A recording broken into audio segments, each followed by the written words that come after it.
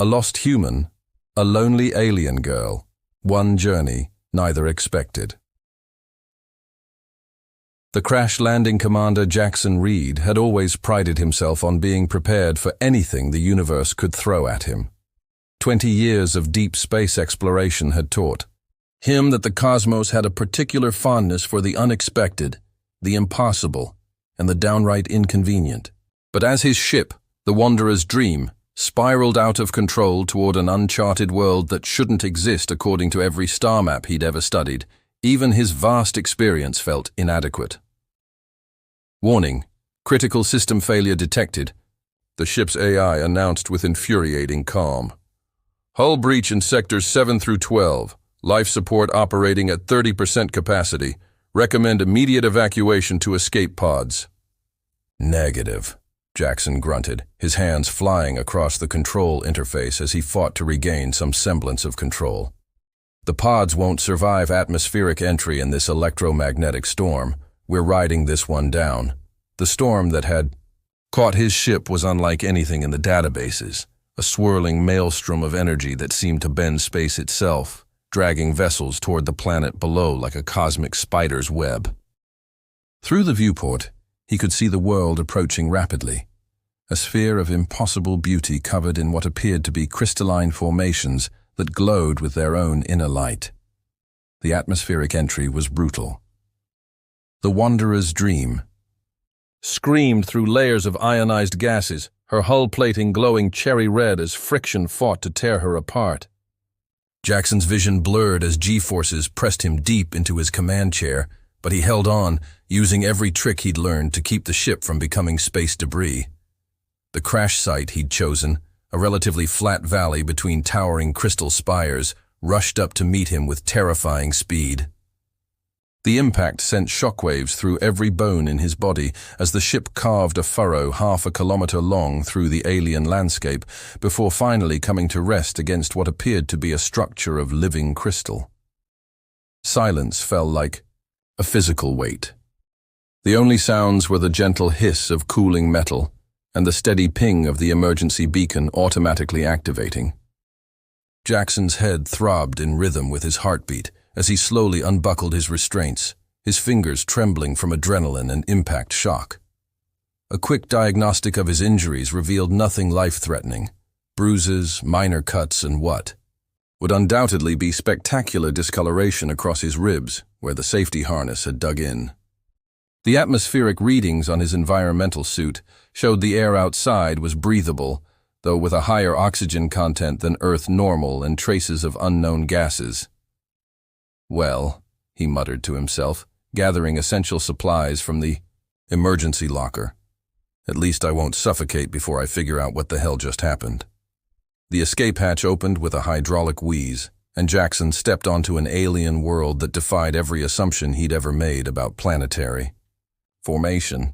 The landscape stretched before him like something from a fever dream, crystalline structures rising from the ground in organic curves and impossible angles, their surfaces pulsing with soft bioluminescent light that shifted through the visible spectrum.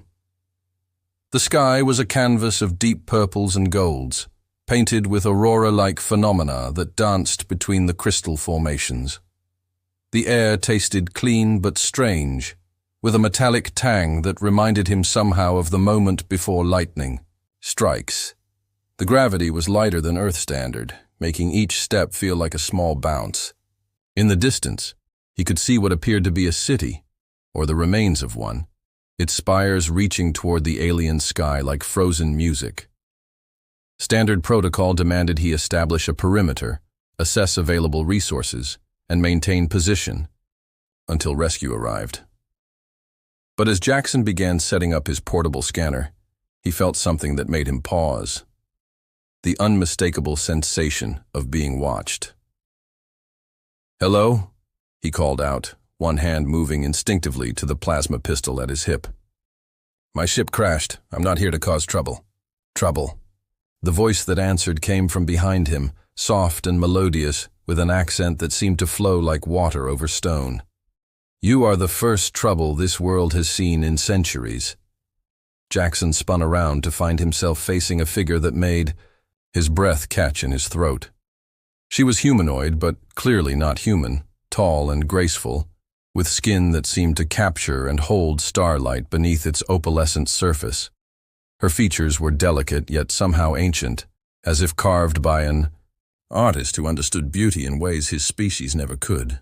But it was her eyes that truly captivated him, large and luminous, shifting between silver and deep violet, with an intelligence that felt older than worlds. Her hair moved around her shoulders like liquid shadow, and she wore garments that seemed to be woven from crystallized light itself, changing color and pattern with each slight movement. Despite her ethereal beauty, there was something profoundly sad about her presence, a loneliness so deep it seemed to echo in the space between heartbeats. "I am Nyx," she said, tilting her head in a gesture that was somehow both alien and utterly familiar. "And you are very far from home, traveler from the blue world." "How do you?" Jackson began, then stopped himself. After 2 decades in space, he'd learned that asking, "How do you know that?" was usually less productive than simply accepting that aliens often knew things they shouldn't. "I'm Commander Jackson Reed. My ship was caught in some kind of energy storm." "The FOIL." "Convergence," Nyx said, moving closer with steps that seemed to barely disturb the crystal dust beneath her feet. "It draws things to this place. Broken things, lost things, things that no longer have a home among the stars." There was something in the way she said it, a personal weight to her words, that made Jackson lower his weapon completely. "And you? Are you one of those things?" A smile that contained no joy crossed her features. "I am the last thing, Commander. Reed, the final guardian of a world that died while I slept." The simple statement hit him like a physical blow. He'd encountered extinct civilizations before, archaeological sites where entire species had vanished, leaving only ruins and mysteries behind. But he'd never met a survivor, never looked into the eyes of someone who carried the weight of being. The last of their kind. "How long?" he asked quietly. "Time moves strangely here," Nyx replied. "The crystals. They preserve things, slow the passage of years. When I entered the deep sleep to heal from the plague that took my people, I expected to wake to find them recovered. Instead, I found only echoes and memories crystallized in stone. The wind picked up, causing the crystal formations around them to sing with haunting harmonies. The sound was beautiful and heartbreaking simultaneously, like a dirge composed by angels. "Your ship," Nyx continued, gesturing toward the smoking wreckage of the Wanderer's dream. "The quantum drive is fractured beyond repair. The convergence that brought you here has also stranded you." Jackson's blood ran cold. "How long before rescue ships could reach this sector?" "This world exists in a fold of space-time, hidden from your people's sensors. They will not find you." "Here." She paused, studying his face with those ancient eyes. "But perhaps that is not entirely a tragedy." Something in her tone made him look at her more carefully. Despite the sadness that seemed to permeate her very being, there was something else in her expression. Hope, fragile as spun glass, but unmistakably present. "The night approaches," she said, gesturing toward the horizon, where the aurora-painted sky was deepening toward darker hues. "The temperature will drop below what your physiology can withstand. Come, I will show you shelter, and perhaps we can help each other find what we have lost." As Jackson gathered his survival gear and followed Nyx along a path that glowed softly beneath her feet, he couldn't shake the feeling that his crash landing had been more than just an accident. The universe, it seemed, still had a sense of humor, but perhaps for once it might be the kind that led to something beautiful rather than simply dangerous. The crystalline city awaited them in the distance, its spires reaching toward alien stars like fingers stretched in eternal supplication. And somewhere in that city of light and memory, Jackson sensed, lay answers to questions he hadn't even thought to ask yet. The last guardian. The shelter Nyx led him to was unlike anything Jackson had encountered in his years of exploration. Carved, into the heart of a massive crystal formation. The dwelling seemed to grow organically from the living rock itself. The walls pulsed with gentle bioluminescence that responded to their presence, brightening as they entered and dimming to comfortable levels once they'd settled inside. "Your people built this?" Jackson asked, running his hand along a wall that felt warm to the touch despite being made of what appeared to be solid crystal. "Built is not the correct word," Nyx replied, her voice carrying the weight of ancient memory. "We grew it. The Luminar, my people, we were symbiotic with the crystal matrices that form the foundation of this world.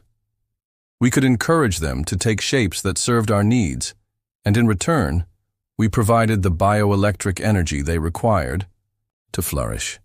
She moved to the center of the room, where a depression in the floor began to fill with a soft, golden light. The temperature rose noticeably, creating a comfortable warmth that penetrated even through Jackson's environmental suit.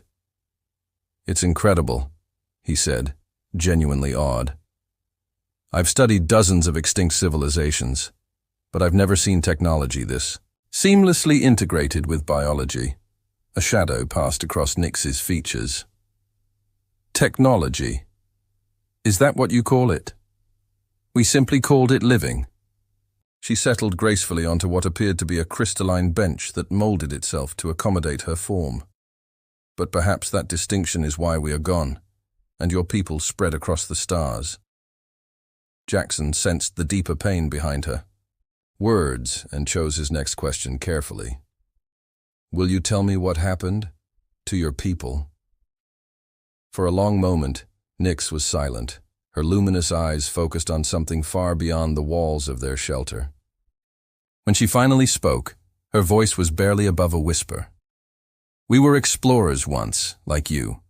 Not of space, but of consciousness itself. We learned to link our minds with the crystal networks, to share thoughts and dreams across continents.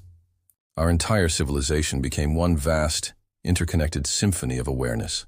Her fingers traced patterns in the air, and the walls around them began to shimmer with moving images, ghostly projections of tall, graceful beings moving through crystal cities that hummed with life and light. "It sounds beautiful," Jackson said, softly.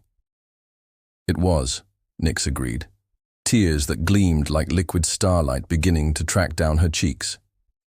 "But beauty can become prison, and paradise can become tomb. We became so connected, so unified in our thinking, that we lost the ability to think differently, to adapt, to change. When the plague came, a neural virus that attacked our connection to the crystals, we had no diversity of thought to fall back on. We all succumbed together, as one mind dying in perfect harmony. The images on the walls shifted, showing the crystal cities growing dark, the graceful luminar falling one by one until only silence remained. "All except you," Jackson observed. Nyx nodded, her expression mixing grief with something that might have been guilt. "I was different, born with a neural pattern that resonated at a frequency slightly apart from the collective harmony. What my people saw as a flaw, a discord in the perfect symphony, became my salvation. When the plague spread through our shared consciousness, I was just isolated enough to survive."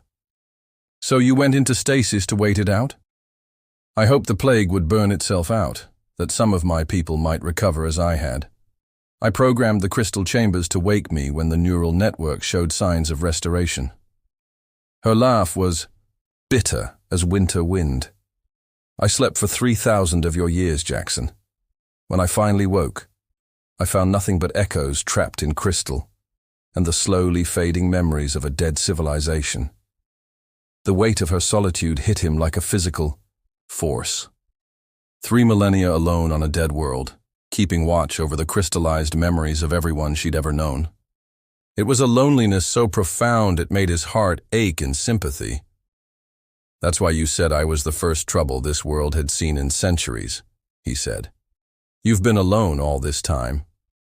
"Not entirely alone," Nyx replied, rising from her seat. "Come, let me show you something." She led him deeper into the dwelling, through passages that opened at their approach and sealed behind them. Eventually, they emerged into a vast chamber whose ceiling disappeared into darkness above. The walls were lined with thousands of crystal formations, each one glowing softly with its own internal light. The memory vaults, Nyx explained, her voice echoing in the vast space. Every luminar who ever lived, their consciousness preserved in crystal at the moment of death. They cannot speak, cannot truly interact, but their memories, their personalities, their essence, all of it remains. Jackson moved closer to one of the formations and gasped. Within the crystal, he could see a face, serene, beautiful, and somehow aware. As he watched, the expression seemed to shift slightly, as if acknowledging his presence. "My parents," Nyx said, approaching two crystals that pulsed in synchronized rhythm. "My brother, my dearest friend, my first love." Her hand touched each formation as she passed, and the crystals brightened in response. "I have spent 3,000 years learning their stories, preserving their knowledge, keeping their memories alive." "It must be comforting," Jackson said, though even as he spoke the words, he realized how inadequate they were. "Comforting?" Nyx turned to face him, her eyes flashing with sudden intensity. "Do you know what it is like to love echoes, Jackson? To have conversations with memories that can never change, never grow, never surprise you? I know every story they have to tell, every joke, every fear, every dream. They are perfect, eternal, and utterly static." She moved to the center of the chamber, her arms spread wide as if trying to embrace all the crystallized souls around them. "I am the guardian of a museum of the dead, the keeper of stories that will die with me. And when I finally join them in crystal sleep, there will be no one left to remember that the luminar ever existed at all." The despair in her voice was so raw, so absolute, that Jackson found himself moving toward her without conscious thought. When he reached her, she looked up at him with eyes that held the weight of worlds. "But then you fell from the stars," she whispered. "Broken, lost, stranded, but alive. Beautifully, chaotically, unpredictably alive." Before he could respond, she reached out and touched her hand to his chest, just over his heart. The contact sent a shock through his entire system, not painful but intense, as if every nerve ending had suddenly become hypersensitive. "Your thoughts," she breathed, wonder creeping into her voice. "They're so different, so mobile. Where my people's minds moved in harmonious patterns, yours leaps and dances, creating connections I never imagined possible." Jackson realized that through her touch, she was somehow reading the electrical patterns of his neural activity. It should have been invasive, threatening, but instead, it felt intimate, in a way that made his pulse quicken. Can you see my memories?" he asked. "Glimpses," she replied, her eyes falling closed in concentration. "I see worlds, so many worlds. The blue planet where you were born, cities that reach toward the sky instead of growing from the ground. I see other people, like you, billions of them, all thinking different thoughts, all following different paths." Her eyes opened, meeting his with an intensity that took his breath away. "How do you bear it? The chaos, the isolation of individual thought?" "The same way you bear the silence, I suppose. It's all we've ever known." They stood like that for a long moment, her hand on his chest, both of them marveling at the profound differences that somehow made them fit together like complementary pieces of a vast puzzle. "I could repair your ship," Nyx said suddenly. The words hung in the air between them like a bridge spanning an impossible chasm. "What?" "The crystal matrices, the same ones that preserve my people's memories. They could be reconfigured to replace your quantum drive." "It would take time, and it would mean—" She hesitated, her hand falling away from his chest. "What would it mean?" "It would mean cannibalizing the memory vaults, destroying some of the crystals to power your escape. I would be choosing to Let parts of my people's legacy die so that you might live. The magnitude of what she was offering struck him like a physical blow. She was willing to sacrifice pieces of her civilization's immortal memory to give him, a stranger, a chance to return home. Nix, I can't ask you to do that. You are not asking, she replied firmly. I am offering. For 3,000 years, I have been the guardian of the dead. Perhaps it is time I chose to serve the living instead. But your people, my people, are gone, Jackson. What remains are echoes and shadows. Beautiful, precious echoes. But echoes, nonetheless. She turned to look at the crystallized faces surrounding them. They lived to explore, to discover, to push beyond the boundaries of the known. Keeping them trapped in eternal stasis, perfect and unchanging, is perhaps the greatest betrayal of what they stood for. And what about you? He asked quietly. What happens to the last guardian when her duty is done? Nix was quiet for so long he thought she might not answer. When she finally spoke, her voice was steady but colored with something that might have been hope. I have spent 3 millennia alone with the dead. Perhaps it is time I learned what it means to be alive. Again. She met his eyes, and in them he saw not just ancient sadness but also a spark of something new, possibility, curiosity, and beneath it all, a growing warmth that made his heart race. The work will take weeks, she continued. The crystal matrices must be carefully harvested and reconfigured. During that time, you would need to stay here, to help me understand your technology, so I can integrate it with ours. I'd like that, Jackson said, and realized he meant it more than he'd ever meant anything in his life. As they stood together, in the chamber of crystallized souls, surrounded by the eternal memory of a dead civilization, both of them understood that something profound was beginning, a connection that transcended species, culture, and the vast loneliness of space itself. The universe had brought them together through accident and disaster, but what grew between them now was entirely their choice. And for the first time in 3,000 years, Nix was no longer the guardian of the past, but a co-author of an uncertain, beautiful, and infinitely precious future.